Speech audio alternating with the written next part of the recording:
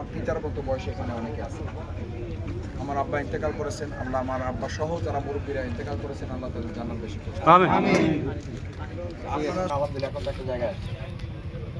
মসজিদের কাজ কখনো বাকি থাকে না, হয়তো একটু কি হয়, কখনো বিলম্ব হয়, কখনো থেমে যায়, কিন্তু থেমে গেলেও আল্লাহ তাআলা কোনো না কোনো এটাকে সামনে আগে নিয়ে।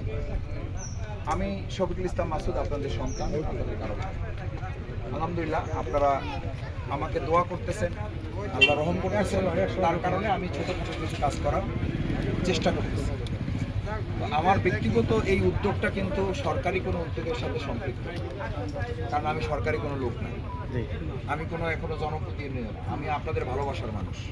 তবে আমি মনে করি ভালোবাসাটা জনপ্রতিনিধি, সরকার বহু কিছু অনেক সময় আল্লাহ তাআলা শক্তিশালী করে। আমি সেই শক্তি নিয়ে আল্লাহর রহমত এবং আপনাদের দোয়া নিয়ে আমি চেষ্টা করছি।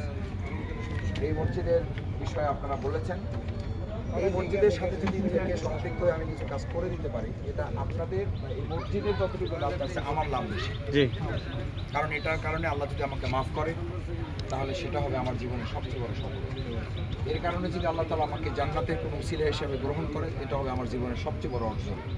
সুতরাং এই অর্জন করার ক্ষেত্রে আমার কোনো কার্পণ্যতা নেই, আমার কোনো সীমাবদ্ধতা নেই। আমি সব কিছুর ঊর্ধ্বে আমি মসজিদকে কোনো খেদমত দিতে পারলে, মসজিদের সাথে কোনোভাবে যদি সম্পৃক্ত হতে পারি, সেটার জন্য আমি চেষ্টা করি। ইনশাআল্লাহ আপনাদের এই বগা ইউনিয়নের পশ্চিম সাবুপাড়া এই বাইতুল আমান জামে মসজিদ, এখানে আমি দেখলাম আলহামদুলিল্লাহ এই ওয়ালগুলো নষ্ট হয়ে গেছে, উপর থেকে পানি পড়ে মাঝে মধ্যে।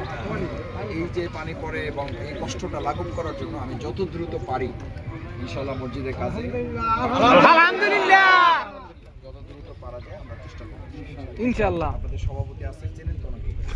আমাদের বগা ইউনিয়ন বাংলাদেশ জামাত ইসলামীর সভাপতি, আমার সাথে আপনারা একটু মেহরবানি করে যোগাযোগ রাখবেন, আমি আপনাদের সাথে যোগাযোগ রাখবেন, কারণ এই দায়িত্বটা আপনাদের, এই দায়িত্বটা আমাদের সবাই।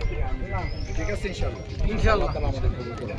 আমিন আমিন। আমি ভুলে গেলেও যেন আল্লাহ তাআলা আমার স্মরণে এটা রাখেন।